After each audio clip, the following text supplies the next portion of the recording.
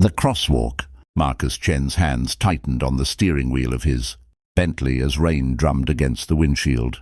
Beside him, his fiancée Vanessa scrolled through her phone, occasionally tilting the screen to show him centerpiece options for their upcoming wedding.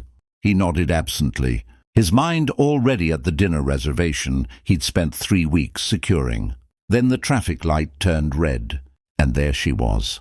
Sarah Mitchell stepped into the crosswalk, gripping the hands of 2 small children, a boy and a girl who couldn't have been more than 4 years old. Her honey blonde hair, once salon perfect, hung in a wet ponytail. The designer clothes he remembered had been replaced by a faded jacket that looked 2 sizes too big. But it was her face that stopped his heart.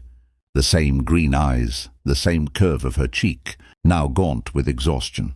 The twins wore mismatched raincoats. One of them, the little boy, had a hole in his sneaker. "Marcus." Vanessa's voice seemed to come from very far away. The light screen. He couldn't move, couldn't breathe. 5 years collapsed into 5 seconds. Sarah didn't look at the Bentley.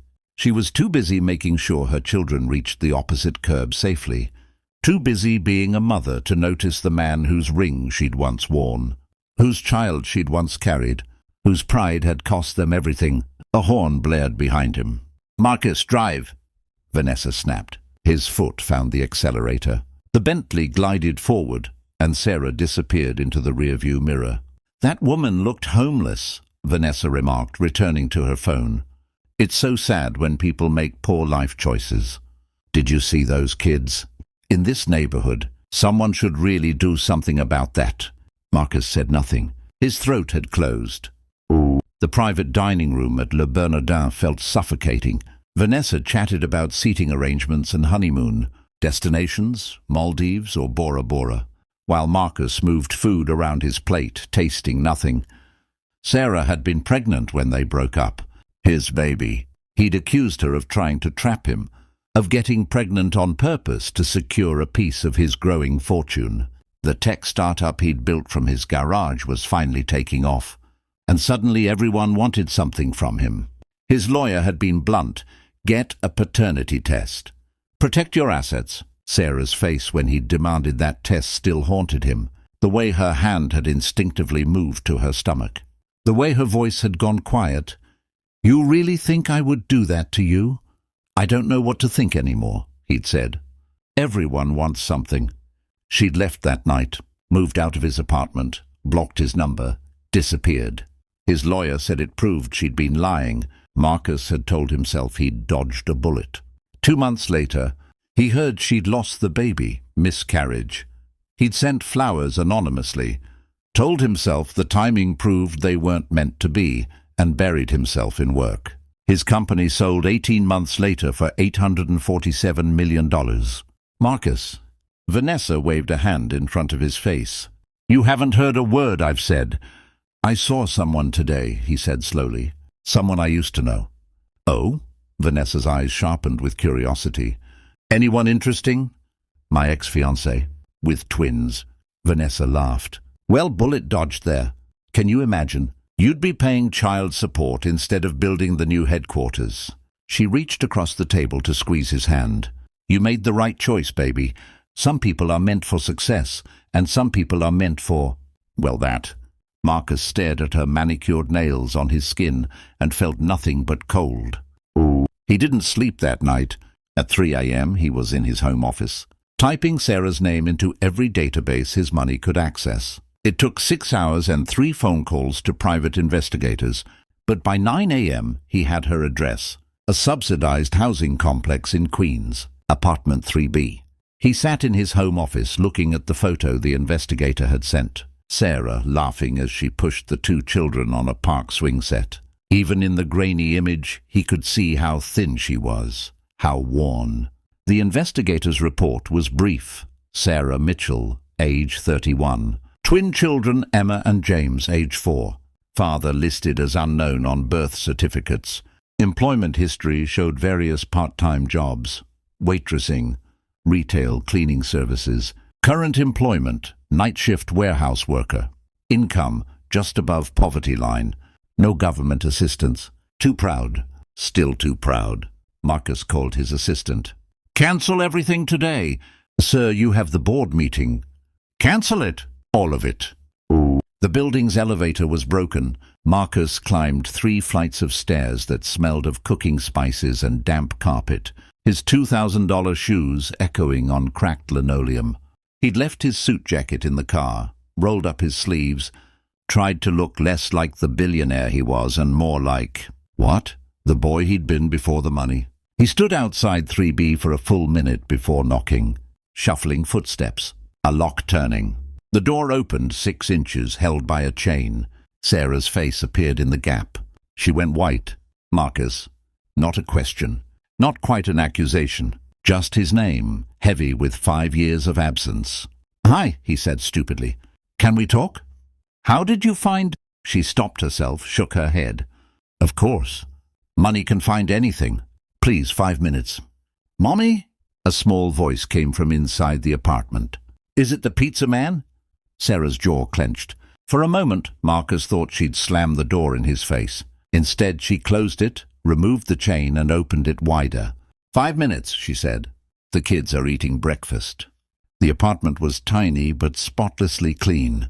Toys were organized in plastic bins. Children's artwork covered one wall like wallpaper. A small table held 2 bowls of generic cereal and 2 cartons of milk.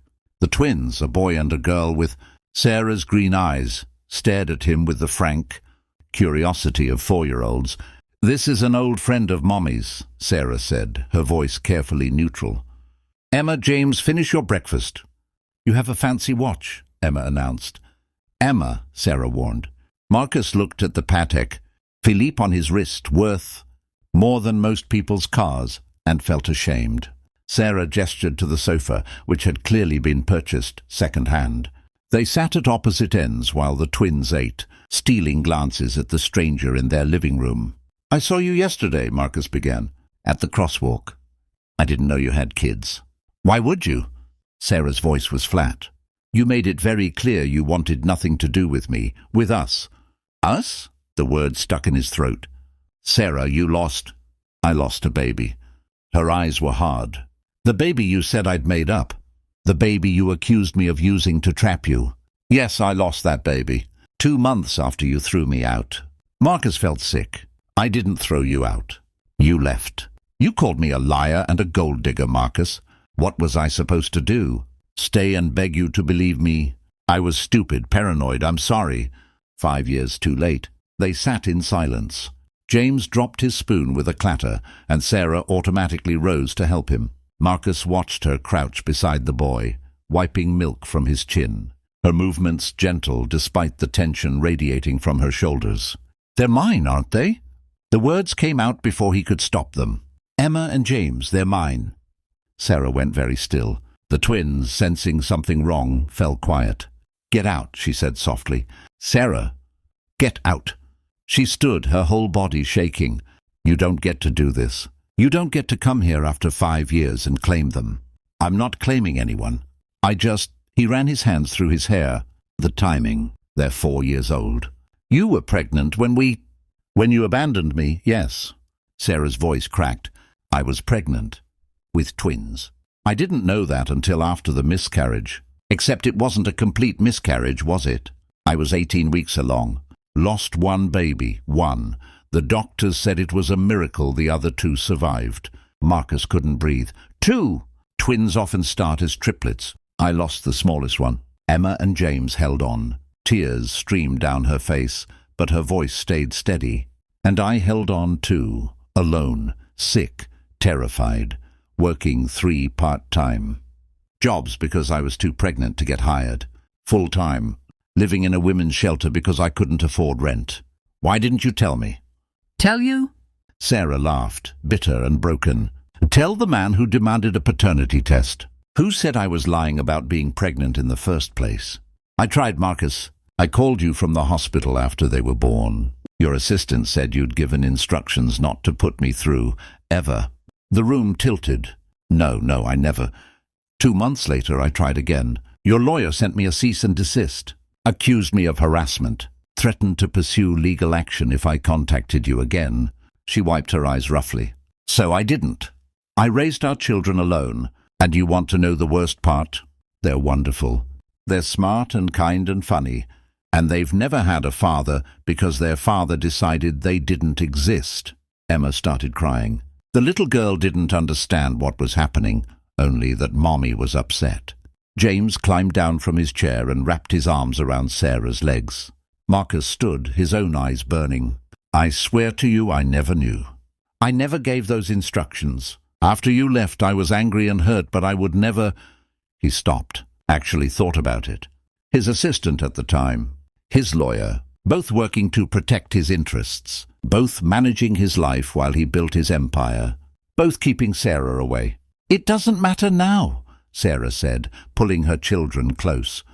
"You need to leave. Let me help you, please, let me—" "We don't need your help. We're fine." He looked around the apartment again, at the patched furniture and generic cereal, at Sarah's worn clothes and the twins' mismatched outfits, at the pride holding a woman together, who clearly wasn't fine but refused to break. "Your shoe has a hole in it," he said to James. The little boy looked down at his sneakers. "I know. Mommy says we'll get new ones when she gets paid." "James," Sarah said sharply. "I'm stating a fact, Mommy." Marcus knelt down to James's level. "My name is Marcus. What's your favorite color?" "Blue, like Spider-Man." "And you?" He looked at Emma, still sniffling. "What's your favorite color?" "Purple," she whispered. "And pink." "Those are excellent colors." Marcus stood, looked at Sarah. "I'm not going to force anything. I'm not going to demand paternity tests or custody or any of it. But I am going to help you because you're the mother of my children. Whether you want me to acknowledge them or not, we don't want your money." "Too bad." He pulled out his phone. "You're going to get it anyway. Consider it 5 years of back child support." "Marcus." "Tomorrow, someone from my lawyer's office will contact you." "A different lawyer," he added quickly. "One who works for you, not me.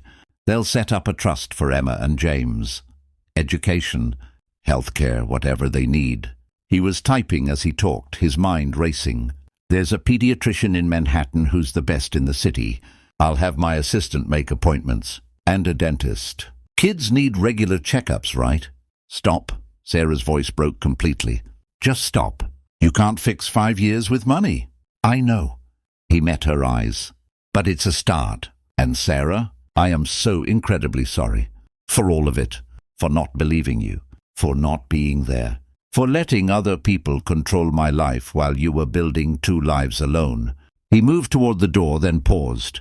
"I meant it when I said I'm not going to force anything. But I would like to know them. When you're ready. If you're ever ready." He left before she could respond. Taking the stairs 2 at a time, his vision blurred. In his car he made 6 phone calls. His lawyer, the new one, the one who specialized in family law and treated people like humans.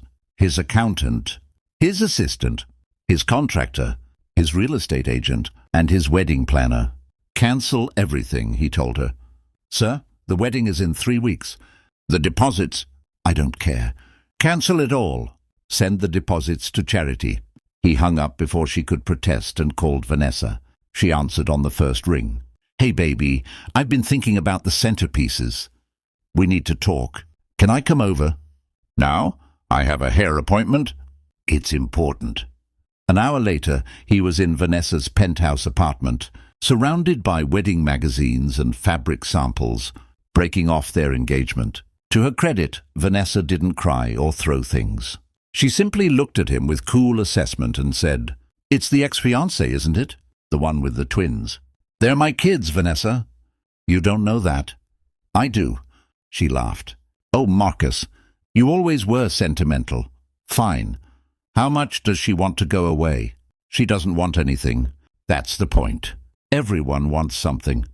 Vanessa stood, smoothing her designer dress. "You'll figure that out. She'll take your money, demand more, and you'll end up right back here, realizing I was the smart choice." "Maybe," Marcus said quietly. "But even if that's true, you're not the right choice." 3 days later, Marcus returned to the apartment building in Queens. This time, he carried 6 grocery bags and wore jeans and a sweater instead of a suit. He'd debated coming at all. Sarah had made her feelings clear, but James's holy shoes and Emma's question about the pizza man haunted him. Sarah opened the door, took one look at the groceries and sighed. "I told you. To leave you alone, I know. I'm bad at following instructions." He held up the bags. "It's food, Sarah, not jewelry or cars, just food. If you send me away, I'll donate it all to a food bank. But I'd rather your kids ate it." She stared at him for a long moment, then stepped aside. The twins were in the living room, building a tower out of blocks. They looked up when Marcus entered, and Emma's face lit up. "The fancy watchman." "My name is Marcus," he said, setting the bags on the kitchen counter. "And I brought groceries." "Like a grocery ferry?" James asked. "Exactly like that." For the next hour, Marcus helped Sarah unpack food and put things away. She didn't thank him, didn't make small talk, just accepted the help with rigid silence. But when Emma asked if he wanted to see her drawing of a unicorn, Sarah didn't stop her. And when James insisted on showing Marcus his entire toy car collection, Sarah didn't intervene. "This one's Lightning McQueen," James said solemnly, holding up a battered toy car. "He's very fast." "I can see that," Marcus said, settling onto the floor. "What about this one?" "That's Marta. He's funny."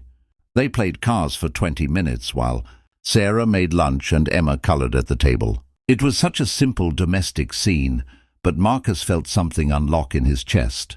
This was what he'd thrown away. Not just Sarah, but this family, belonging. When it was time to leave, Emma asked, "Will you come back?" Marcus looked at Sarah, who stood by the door with her arms crossed, her expression unreadable. "If your mom says it's okay," he answered carefully. Emma turned to Sarah. "Can he come back, please?" "We'll see," Sarah said, which seemed to satisfy the 4-year-old. At the door, Marcus paused. "I'm not trying to take over or fix everything, Sarah. I just want a chance to be in their lives, in whatever way you're comfortable with." "Why now?" Sarah asked. "Why after 5 years do you suddenly care?" "I always cared. I was just too stupid and proud to admit I was wrong." He met her eyes. "I saw you at that crosswalk, and it was like the universe giving me one more chance to do the right thing. I don't deserve it." "I know that, but they deserve a father who shows up, who tries." Sarah's jaw worked. "1 visit a week? Sunday afternoons. 2 hours. Okay. And Marcus?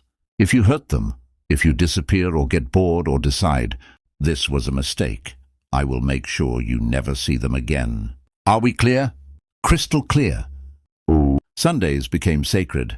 Marcus arrived at 2 p.m. with books or art supplies or puzzles. Never toys that required batteries. Never anything flashy, because Sarah made it clear she wouldn't tolerate him buying their affection. He played on the floor with James and his cars. He colored with Emma and admired her increasingly elaborate unicorn drawings. He helped Sarah with small repairs around the apartment, gradually earning her cautious trust. 6 weeks in, James fell asleep against Marcus's shoulder during a movie. Marcus froze, afraid to move, afraid to break whatever spell had let this happen. Sarah, folding laundry on the other end of the sofa, glanced over and said nothing. But something in her expression softened. 3 months in, Emma asked, "Are you going to be our daddy?" The apartment went silent. Sarah stopped washing dishes. James looked up from his coloring book. Marcus looked at Sarah, whose back was turned, whose shoulders had gone rigid. "I'd like to be," Marcus said carefully, "but that's up to your mom." Emma considered this. "I think you'd be a good daddy. You're nice and you fix things." "Thank you, Emma. That means a lot." That night, after the twins went to bed, Sarah made coffee, real coffee, not instant, and sat across from Marcus at the small table. "They're getting attached," she said. "I'm attached too." "Marcus, I need to know you're serious. This isn't some guilt project that you'll abandon when it gets hard or boring. They're 4 years old. They don't understand that adults can just leave. I'm not leaving. You left once. I was an idiot once. I'm trying really hard not to be an idiot twice." He leaned forward. "Sarah, I know I don't deserve a second chance. I know I hurt you. But I'm asking for one anyway, because those kids in there are mine, and I've already missed 4 years. I don't want to miss another day." Sarah's hands wrapped around her coffee mug. I was so angry at you. For so long. You had every right to be. I used to imagine you seeing them someday. In my head, you'd beg for forgiveness, and I'd tell you to go to hell." She smiled sadly. "But then you showed up with groceries and played cards with James, and he laughed harder than I've heard in months. And Emma showed you her drawings, and you actually looked at them. Really looked. They're good drawings. They're 4-year-old scribbles." "They're good scribbles." Sarah laughed, and it was the first real laugh he'd heard from her. "You're still an idiot. Working on it." She set down her coffee. "If we do this, if we try this, it has to be all in. Not just for them, for us too. I can't co-parent with someone I hate, and I can't let them grow up in the middle of whatever unresolved mess we have." "What are you saying?" "I'm saying we need to figure out what we are, Marcus. Because right now, I don't know if you're their father who visits on Sundays, or if you want to be something more." His heart hammered. "What do you want?" "I want what I wanted 5 years ago. A partner, a family, someone who stays." Her eyes glistened. "But I'm terrified you'll leave again." Marcus reached across the table, hesitated, then took her hand. She didn't pull away. "I'm not leaving," he said. "Not this time, not ever. I'll prove it every single day if I have to." "That's a long time." "I've got time." 6 months later, Marcus moved into a house in a good neighborhood, big, enough for 2 small children to have there,